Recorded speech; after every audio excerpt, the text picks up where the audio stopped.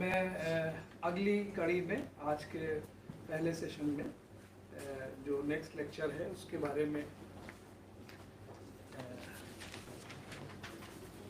जिस पे अभी प्रोफेसर अजय मिश्रा साहब ने अपना वक्तव्य दिया कि रत्नों के माध्यम से और रंगों के माध्यम से किस प्रकार से हम अपने विभिन्न प्रकार से शारीरिक कष्टों को से निवारण पा सकते हैं, उसके संबंध में हमारे बीच श्री अचल अग्रवाल जी हैं जो मल्टी फेसेटेड उनकी पर्सनैलिटी है।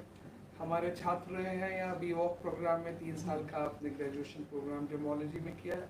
अंतर्राष्ट्रीय स्तर पर Germany, France, Italy, Canada, US इनके बहुत सारे फॉलोअर्स हैं, इनको बुलाते रहते हैं और एक इन्होंने अपनी प्रतिष्ठा स्थापित कर रखी है। ये एस्ट्रोलॉजर भी हैं, जेमोलॉजिस्ट भी हैं और उसके साथ साथ कलर थेरेपिस्ट भी हैं। मैं अचल जी आपको यहाँ पर बुलाऊंगा और आपसे निवेदन करूंगा कि अपने ज्ञान की अरुणिमा यहाँ पर थोड़ी सी बिखेरे। ऐसे भी सवाल उठाना रह गया है कि रत्न कैसे क्यों पैदा करते हैं, ये नहीं बता पाए। वाणी की देवी माँ सरस्वती को प्रणाम करते हुए यहाँ पर उपस्थित सभी लोगों का हार्दिक अभिनंदन करते हैं और विशेषकर जैसा कि अभी सर ने बताया कुछ ज़्यादा बतला दिया ऐसा लग रहा है, लेकिन ये विषय ही ऐसा है कि अगर इस पर जितना भी बोला जाए, जितना भी किया जाए या जितना भी अभी तक साबित किया जा चुका है वो कुछ भी नहीं है। ज्योतिष, रत्न और रंग तीनों अलग अलग सुनने में बातें लगती हैं, लेकिन अगर इनके परस्पर संबंध को देखा जाएगा तो ये एक ही जगह पर आकर के कुछ ही मिनटों में अपना एक ही आयाम हासिल कर लेते हैं। ज्योतिष एक ऐसा विषय है कि आदिकाल से लोग इस पर विश्वास करते भी हैं और नहीं भी करते हैं। कहीं ना कहीं रत्नों पर भी लोगों की जो मान्यता है या उसके बारे में जो राय है वो भी इससे मिलती ही जुलती है। दुनिया भर के लोगों में हमने देखा है कि लोग रत्न पहनते हैं, बहुत समय से पहने हुए हैं और आगे भी पहनेंगे, लेकिन यदि उनसे उसके बारे में पूछ लिया जाए कि आपने ये रत्न क्यों पहना तो कहेंगे किसी ने बतलाया था, हमने पहन लिया। अगर उनसे पूछा जाए कि इसकी आवश्यकता आपको क्या किसी कारण से हुई तो या तो वो किसी रोग को बता देंगे या किसी समस्या को बता देंगे। कभी कभी वो हल भी हो जाती, कभी कभी नहीं भी होती है, लेकिन कभी वो स्पष्ट ये नहीं बतला पाए कि नहीं ये हमको फायदा ही कर रहा है या नुकसान ही कर रहा है या कुछ कर भी रहा है कि नहीं कर रहा है। और आखिरी में कहते हैं सब ऐसे ही है। यही हाल ज्योतिष का भी है।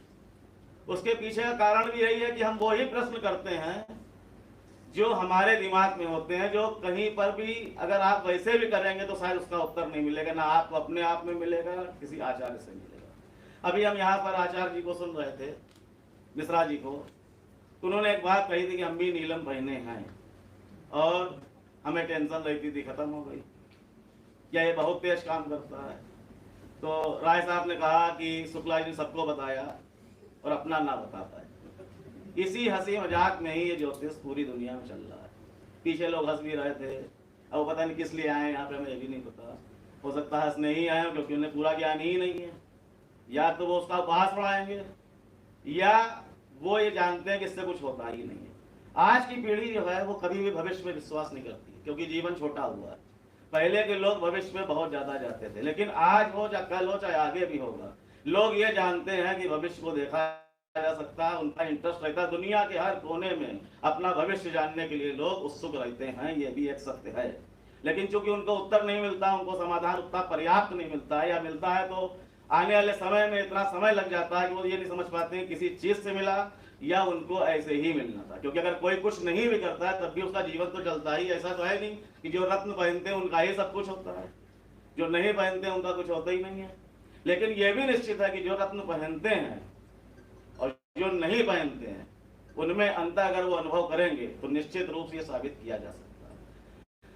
हमने एक बार ज्योतिष का बनारस में बहुत बड़े विद्वान लोग बैठे थे, करीब 100 से ऊपर संख्या थी, तो वहां पर भी हमने यही बात पूछी थी कि जैसे आप लोग ये बतलाते हैं, हमारा किसी विधा से कोई भी मतलब ना तो दुराव है ना ही हम उसका समर्थन करते हैं, भारत में जैसे मान लीजिए जन्म कुंडली के माध्यम से लोग देखते हैं, वियतनाम वगैरह में जाता हूँ तो वहाँ पर टेरो कार्ड से देखते हैं, कई जगह पर साइनस विधि है, कई पाश्चात्य विधि है, साउथ में अपने यहाँ चले जाइएगा तो कृष्णामूर्ति पद्धति चलती है।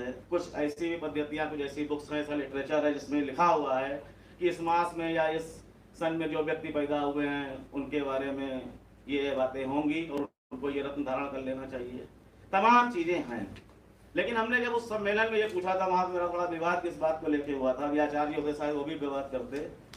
भविष्यवक्ता होना कोई ये बहुत बड़ी चीज नहीं है, क्योंकि जैसे घटनाएं जो हैं सब इंगित करती हैं। ये एक मैथ है, एक विज्ञान है। ज्ञान और विज्ञान, जैसे सर ने भी कहा था, मिश्रा सर ने, कि आपको विज्ञान नहीं आता है और हमें ज्ञान नहीं आता। ज्ञान और विज्ञान कहीं अलग है ही नहीं, पहले तो हम ये कहना चाहते हैं। अगर ज्ञान है तो ही विज्ञान है, और जो विज्ञान है वो ज्ञान से ही है। अगर कंप्यूटर भी बना चलाता उसको मनुष्य, अगर उंगली ही नहीं होगी तो कोई चला नहीं पाएगा। या उसमें जो भी चीजें धारण कराई गई, उसमें जो भी चीजें हैं वो भी किसी दिमाग की ही जो है देन है। ये बहुत छोटा विषय है कि किस रंग का कौन सा ग्रह है क्या नहीं है। हम लोग इस पे ज्यादा दिमाग नहीं लगा रहे हैं, ना ही इस बात पे दिमाग लगा रहे हैं कि कल क्या होगा। हमारा कहना, अगर आज 2022 चल रहा है, जो भी तारीख आज है, ये करीब 3 से 4 साल पहले भविष्य होगी। तो यदि वो व्यक्ति जो भी बतलाता है भविष्य के बारे में, वो ये बतला सकता है कि 2022 में ये होगा, तो आज की तारीख में वो क्यों नहीं बतला सकता है कि हमारे इस व्यक्ति की क्या स्थिति है। अगर उससे पूछ लिया जाए तो उसको नहीं बतला पाएगा। इसका मतलब है कि वो कहीं ना कहीं संकेतों के आधार पर भविष्यवाणी करता है, जो ज्यादातर गलती ही हो जाती है, या थोड़ी बहुत सही भी होती है, या कभी कभी पूरी भी सही हो जाती है। यानी कोई प्रमाणिक चीजें नहीं है। तो हम लोगों ने ज्यादातर ये प्रयास किया कि प्रत्यक्ष ज्योतिष पे काम किया जाए, और वर्तमान में आज की तारीख से उस चीज पे काम किया जाए जो भी प्लानिटरी सिचुएशन लेके व्यक्ति पैदा हुआ है, उसके पास जो भी चीजें, मान लीजिए बहुत लोगों को कुंडली भी नहीं होगी, या मान लीजिए कि बहुत लोगों को अपनी कोई भी चीज नहीं पता है, खाली नाम से। बहुत सारे लोग अपने नाम से ही राशि को समझ लेते हैं, और अक्सर आप देखेंगे टीवी में, अखबारों में, वो देखा करते हैं कि मेरी सास नाम है तो कुंभ राशि हो गई, वो देखा करते कहते कुछ नहीं हुआ। तो लिखने वाले भी वैसे ही जैसे देखने वाले हैं, क्योंकि वास्तविक राशि व्यक्ति की वो होती है जिस राशि में चंद्रमा होता है जन्म के वक्त में। लेकिन यदि हम उससे आकलन ही नहीं कर रहे हैं, दोषी दूसरे को ठहरा रहे हैं, तो कतई उसका कोई रिजल्ट आना ही नहीं है। तो हम लोगों ने इस बात का प्रयास किया कि जो भी आज की तारीख में व्यक्ति की सिचुएशन है, उसमें हम ये देखें कि इस व्यक्ति को किन कारणों से क्या चीज हो रही है। हमारा ये मानना है कि कोई भी चीज बिना ग्रहों की स्थिति के नहीं होती जीवन में। हम लोग अगर जांच करने पे आएंगे तो हम ये भी बतला सकते हैं कि शाम को आप क्या करेंगे और आपको करना होगा, ये निश्चित है। ऐसा 1000 में 10,000 आदमी हम लोग रिसर्च कर चुके हैं। 34 साल से प्लैनेट्स पे ही रिसर्च कर रहे हैं। जेमोलॉजी एक इसी का विषय है। जेमोलॉजी और रंग का जो भी मामला है वो बिल्कुल जुड़ा ही हुआ है, उसमें कोई अलग थेरेपी की जरूरत नहीं है, खाली उस बात को समझने की जरूरत है। जब एक ही फैमिली से कोरोंडम में मान लीजिए 9 हार्डनेस के साथ तीनों पत्थर खाली कलर के मारे, ब्लू सफायर, येलो सफायर या रूबी हो जाते हैं, इसमें कुछ भी कहने की आवश्यकता नहीं कि कलर का वास्तव में क्या योगदान है। और तीनों में से एक दूसरे का सम है, दूसरा उसके अपोजिट है। जैसे कि कहा जाता है कि मानक और रूबी एक ही चीज है, और ब्लू सफायर और नीला एक ही चीज है। इन दोनों को परस्पर शत्रु माना जाता है, और एक साथ कोई भी प्रबुद्ध ज्योतिषी इसको पहनने की सलाह नहीं देता है। यानी कि रंगों के कारण उसमें जो है, जबकि हार्डनेस एक है, फैमिली एक है, लेकिन रंगों के कारण उसको इतना डेवलप किया गया है। तो ये निश्चित है कि रंगों का बहुत बड़ा प्रभाव रत्नों पर भी है और मानव जीवन पर भी है, और इसकी साइंस पर भी है। तो हम लोगों ने इसी को रिसर्च किया और इसमें पाया कि यदि हम वर्तमान स्थिति को व्यक्ति की देखते हुए, उसके कारक ग्रहों की स्थिति को देखते हुए, किस कारण से वो किस समस्या से उलझा हुआ है, चाहे वो बीमारी भी हो, बिल्कुल पूरा विज्ञान है। हम कुंडली देख के हम आपसे कोई रोग नहीं पूछेंगे, आपके सारे रोगों को तुरंत बतला देंगे, और किस खंड काल में क्या हुआ था ये बता देंगे, और किस एज में आपको क्या होगा ये भी बतला देंगे। जब हम ये बतला सकते हैं तो उसका कारक ग्रह भी हमें पता है ना, तो उसके कॉम्बिनेशन से हम आपको ठीक करने का भी काम करते हैं। तो हमने तमाम लोगों को इस पे काम किया और सबके पॉजिटिव रिजल्ट्स हैं। भारत के हर राज्य में, दुनिया के 25-26 देशों में लगातार हमने काम किया पिछले 25 सालों में, और एक भी व्यक्ति ये नहीं कह सकता है कि उसको रिजल्ट नहीं मिले। हमारा कहना, अगर रत्न है, वास्तविक है, चाहे वो सेमी प्रेसेस हो, प्रेसेस हो, यदि उसको सही आकलन करके, उसका सही कॉम्बिनेशन लेकर के आपको धारण कराया गया है, तो आपको 24 आवर्स में बतलाना, आपके स्वयं द्वारा आपको बताएंगे आप कि निश्चित रूप से हमने परिवर्तन को महसूस किया है। जहाँ तक मेडिकल जर्म्स का सवाल है, बहुत कम चर्चित हैं इसमें। जैसे कि बहुत लोग कहते हैं कि भाई डिप्रेशन हो तो गोमेद पहन लीजिए, पेट की खराबी है तो गोमैद पहन लीजिए, या किडनी स्टोन की बहुत चर्चा होती है। लेकिन हमारा ये नहीं मानना है, हमारा ये मानना जितने भी रत्न हैं ये सब मेडिकल पे काम करते हैं, लेकिन आपके हिसाब से किस ग्रह के कारण क्या स्थिति है, किस कॉम्बिनेशन से, किस दृष्टि से कौन ग्रह किसको देख रहा है जिसके कारण ये रोग उत्पन्न हुआ, तो आपको निश्चित रूप से उसके कॉम्बिनेशन से फायदा होगा। हम लोगों ने इसी पे काम किया है और लगातार इस पर रिजल्ट आ रहे हैं, और कोई भी व्यक्ति इसमें ऐसा नहीं, हमको आज तक दुनिया में नहीं मिला जिसने कहा हो कि आपने जो कहा था ये नहीं हुआ। हम कोई भविष्य की बात नहीं करते, जैसे भी उनका नहीं देख पाए, अपना नहीं देख पाएंगे, उनका डॉक्टर अपना इलाज नहीं करता, अपने सारे इलाज अपने किए, हमने तमाम बीमारियां दूर करी, अपनी भी करी हैं, दूसरों की भी करी हैं। लेकिन ये जो आपका पूरा अल्प ज्ञान है लोगों का कि मोती पहनने से मन की शांति होती है, ये बिल्कुल निराधार है।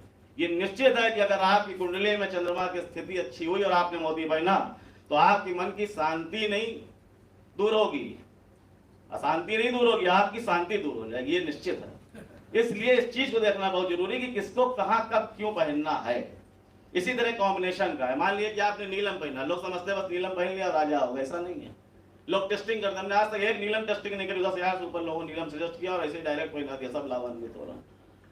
लेकिन हमने तुरंत उस बात पे ये जरूर कैच किया कि अगर शनि का रत्न हम पहना रहे तो शनि के ऊपर दृष्टि किसकी है, शनि किसको देख रहे हैं, किस हाउसेस के मालिक हैं। तो ये कॉम्बिनेशन जो है, जैसे नीलम में कोई एक ही प्रकार का नहीं होता, आपको 10 नीलम 10 दिन पहनाएंगे और 10 दिन में आप 10 दिन अपने नए अचीवमेंट बताएंगे। प्रॉपर क्या होगा उसको फिर हम लोग फाइनल करते हैं, पूरा हम लोग इस पर रिसर्च करते हैं, पूरा लोगों को खुद प्रैक्टिकल कराते हैं कि तुम खुद बताना तब उसको देखना। और लोगों ने तुरंत 2 से 4 दिन में दसियों हजार उदाहरण, एक दो नहीं है, अगर इंटरव्यू लिए जाएंगे तो पूरी दुनिया की मीडिया में है इसका चर्चा, ऐसा नहीं है। मास्को टीवी ने कहा था कि अगर एडवाइस और राइट तो जीवन हो राइट। जब मैं गया था टोरंटो में फेस्टिवल ऑफ इंडिया में तो 26 देशों के लोग आए थे और जितने लोग मिले थे 18 दिन में कम से कम मिले थे 10,000 से ऊपर लोग उसमें। कोई भी आदमी ऐसा नहीं जो आज न जुड़ा उनसे, यानी उनको लाभ हुआ, उन्होंने चीज समझा। पहले भी रत्न पहने थे हमने, लोगों ने जो मूंगा पहना था उस मूंगे को तुरवा करके अगर उनके कॉम्बिनेशन का दिया तो अंतर आया। एक उदाहरण तो सर भी शायद जानते होंगे, जो लोग पहले से पहने थे अगर हमने उसको चेंज किया है केवल इसलिए उसको कि नहीं वही कलर थेरेपी है, जैसे वो डार्क नीला पहने था, हमको मालूम था कि इसको ज्यादा नुकसान करेगा क्योंकि इस पे मान लिए कहीं से सूर्य दृष्टि पड़ रही है या किसी एंटी प्लैनेट की पड़ रही है, ये पूरा साइंस है। हमने इसीलिए इसको धर्म से नहीं जोड़ा क्योंकि हमको मुस्लिम्स भी मिले, क्रिश्चियंस मिले, सारे दुनिया भर में लोग तमाम तरह के हैं। हमने उनको मंत्र भी दिए तो उसी तरह दिए, हमने कहा नहीं कोई बाध्यता नहीं है कि तुम नहा के करोगे, मंदिर नहीं करोगे। तो आज ये पूरा जो विज्ञान है, जेमोलॉजिकल एस्ट्रोलॉजी, हम लोगों ने इसीलिए पूरा एक संदर्भ बना दिया। और केवल इसी पे नहीं कि रत्न पे ही, हमारा कहना है कि रत्न औषधि है और हर्बल भी रत्न है। तो जो प्लैनेट से रिलेटेड हर्बल्स हैं उस पर भी हम लोग वर्क कर रहे हैं। उससे निर्मित दवाई से भी आपने चर्चा करी थी भस्मों की, कि बहुत आपने 2 भस्में कहीं, 2 भस्मों में एक में आपने कहा कि मोती भस्म को, तो मोती भस्म से मानसिक स्थिरता की अच्छी है, लेकिन उसमें भी हमें देखना कि किसको क्या जो है देना है क्या नहीं देना है। तो हम लोग इसी पे वर्क कर रहे हैं और सब का आशीर्वाद रहा है और आप लोग का रहेगा तो आगे भी सेवा करते रहेंगे। धन्यवाद।